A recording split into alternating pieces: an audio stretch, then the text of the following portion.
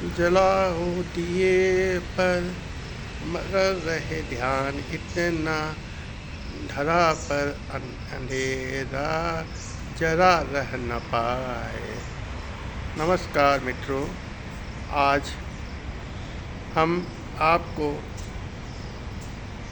दीपावली की आगमन की सूचना देते हुए आप पर को एक गंभीर विषय से अवगत कराना चाहते हैं। आज से 2-3 दिन बाद दीपावली के पर्व प्रारंभ हो जाएंगे। सबसे पहले धनतेरस होगा, उसके बाद नरक चौदस होगा, उसके बाद दीपावली होगी, फिर गोवर्धन पूजा होगा, फिर भाई दूज होगा। इस प्रकार से 6 दिन का ये पर्व की श्रृंखला प्रारंभ हो जाएगी। हम ये क्यों बताना चाह रहे हैं कि आप लोग इस समय अपने घर को सजाने के लिए और अपनी सुख समृद्धि को बढ़ाने के लिए तरह तरह की खरीदारी कर रहे होंगे। आज भारत 2 प्रकार के भारतों में विभाजित हो गया है। एक वह है जो धन धान से परिपूर्ण है और एक वो है जो किसी प्रकार जीवन यापन कर रहा है। जब तक ये दोनों भारत एक नहीं हो जाते तब तक असली कल्याण नहीं होगा। हम जिस महापुरुष के आगमन के खुशी में स्वागत में दीपोत्सव करते हैं वह मर्यादा पुरुष श्री राम। उनकी पत्नी सीता जी को लंकाधिपति रावण अपहरण करके अपने धाम लंका ले गया था। रावण उस समय बहुत शक्तिशाली, बलशाली, विद्वान और योद्धा था। उसने सबको पराजित कर लिया था। तो उनके तुलना में मर्यादा पुरुषोत्तम की शक्ति नगण्य थी। लेकिन इन्होंने आदिवासियों, वानरों और तरह तरह के ऐसे छोटे वर्गों को जोड़ करके एक अपनी सेना बनाई और मर्यादा पर चलते हुए उन्होंने रावण को पराजित किया और महारानी माता सीता को मुक्त कराया। और वो वहाँ से जिस समय इन्होंने रावण का पर विजय प्राप्त की थी उस पर्व को विजयादशमी के पर्व के रूप में मनाते हैं। और उसके बाद 20 दिन बाद वो अपने धाम अयोध्या में पहुंचते हैं। तो अयोध्या की प्रजा ने उनके स्वागत में जो दीपोत्सव किया था उसी की याद में हम दीपोत्सव करते हैं। हम आपको क्यों बता रहे हैं? अभी पिछले दिनों ऑपरेशन सिंदूर हुआ, जिसमें हमने जो यहाँ पे जो पहलगाम में जो आतंकवादियों ने जम्मू कश्मीर गए पर्यटकों को धर्म पूछ करके जो उन्होंने हत्या की थी, उसका बदला लेने के लिए हमारे सैनिकों ने पाकिस्तान में घुस करके उसको दंड दिया। और इस युद्ध विराम का डंका अमेरिका के राष्ट्रपति डोनाल्ड ट्रंप पीट रहे थे। तो भारत ने उनकी बात को नकार दिया, तो डोनाल्ड ट्रंप ने भारत के ऊपर टैरिफ लगा दिया। तो हमारे प्रधानमंत्री माननीय नरेंद्र दामोदर दास मोदी जी ने आह्वान किया है हम आत्मनिर्भर बने, हम विदेशी सामग्री का प्रयोग ना करें।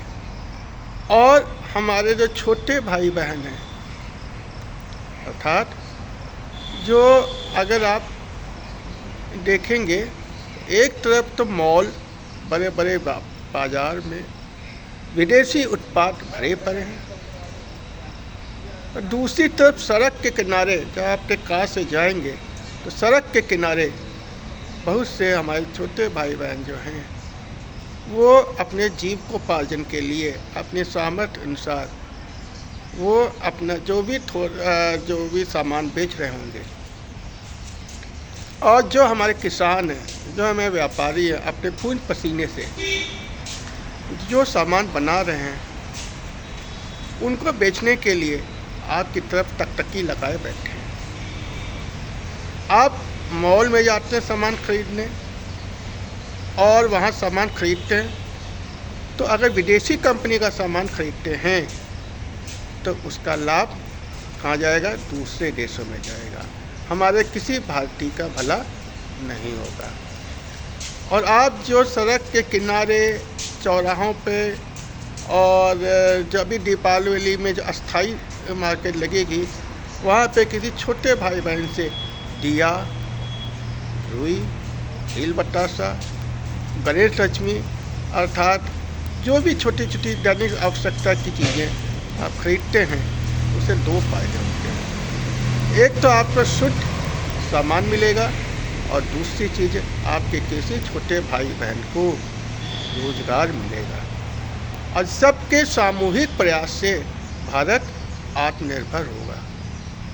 जब भारत आत्मनिर्भर होगा तो जैसे भगवान राम ने एक सेना तैयार की थी, उसी तरीके से हमारे कामगारों, हमारे कामगारों, हमारे सैनिकों की एक सेना तैयार हो जाएगी जो भारत को विश्व की शक्तियों के सामने एक विकसित राष्ट्र बनाएगा।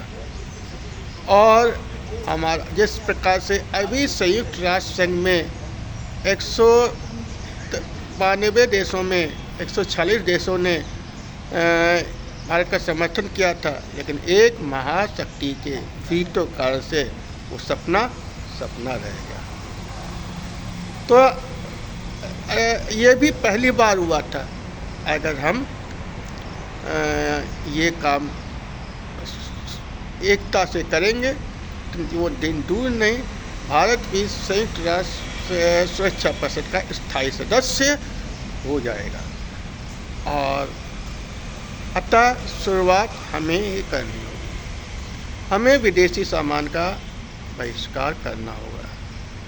हमें प्रधानमंत्री नरेंद्र मोदी जी ने कहा था लोकल फॉर वोकल, कि हम इस देशी सामान का उपयोग करें और जिससे हमारा सभी भाई बहन संतुष्ट हों, सुखी हों, आत्मनिर्भर हों।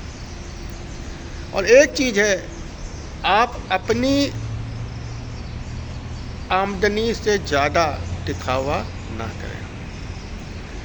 अभी जितने भी सरकारी कर्मचारी हैं उनको बोनस मिला है, लोग उस बोनस का उपयोग प्लॉट, कार, बाइक, वो भी किस्तों पे लेकर के कर रहे हैं। आप अभी तो खरीद लेंगे, लेकिन लंबे समय तक उसकी किस्त आपको झेलनी पड़ेगी, जिससे आपका जो बजट भी बिगड़ सकता है। संयम से करिए, पर्व मनाइए, किसी भी नशा का उपयोग ना करें। अपने भाई बहनों, अपने पड़ोसियों को दीपावली की शुभकामना दें और कोई भी ऐसा कार्य ना करें जिससे आपके परिवार, आपके समाज को कष्ट हो। आप पटाखे जलाएं, आप आनंद मनाएं, लेकिन उतना ही जलाएं जितना शोभा दे। ऐसा ना हो आप पटाखे जला रहे हैं, आपका कोई पड़ोसी हृदय रोग से या किसी भी कारण से रोगी है, उसको ज़्यादा शोर मना है और आपके धमाकों से कहीं उसका हृदय चलने से रुक ना जाए। हमारे आसपास बहुत से पशु पक्षी हैं, उनको भी शोर ज़्यादा पसंद नहीं है, वो डर जाते हैं। अतः पटाखे जलाएं, लेकिन उतने ही जलाएं कि किसी को कष्ट ना हो। इसीलिए कहा गया है जलाओ दिए मगर ध्यान रहे इतना, धरा पे अंधेरा रह ना पाए। और सकारात्मक सोचें, सकारात्मक वो करें। व्हाट्सएप फेसबुक की दुनिया से दूर हों। अपने परिवार में अपने पड़ोसियों को आप दीपावली की शुभकामनाएं दें और इस प्रकार से हम सभी मिलकर के भारत देश को एक महान देश बनाएं। हमारा वीडियो थोड़ा लंबा हो रहा है, इसमें नाच गाना नहीं है, इसमें अश्लीलता नहीं है, इसमें विचारों की एक श्रृंखला नज़र आ रही है। आप सोचें और भारत को किस प्रकार एक महान देश बनाया जा सकता है, आपके परिवार को, आपके व्यक्ति को किस प्रकार महान बनाया जा सकता है, इस पर विचार करें और पहले स्वयं अपने आप को महान बनाएं, फिर अपने परिवार को महान बनाएं, अपने देश को बनाएं। और ये एक आराधना का पर्व है। हम इस पर्व में अगर धन की देवी लक्ष्मी की आराधना करते हैं तो ज्ञान के देवता गणेश भगवान की, गणपति के आराधना करते हैं। हम स्वास्थ्य के देवता धन्वंतरी की आराधना करते हैं। हम जो इसी प्रकार से हम जो ये कार्यक्रम पर मनाते हैं, इसके मूल में है हमारा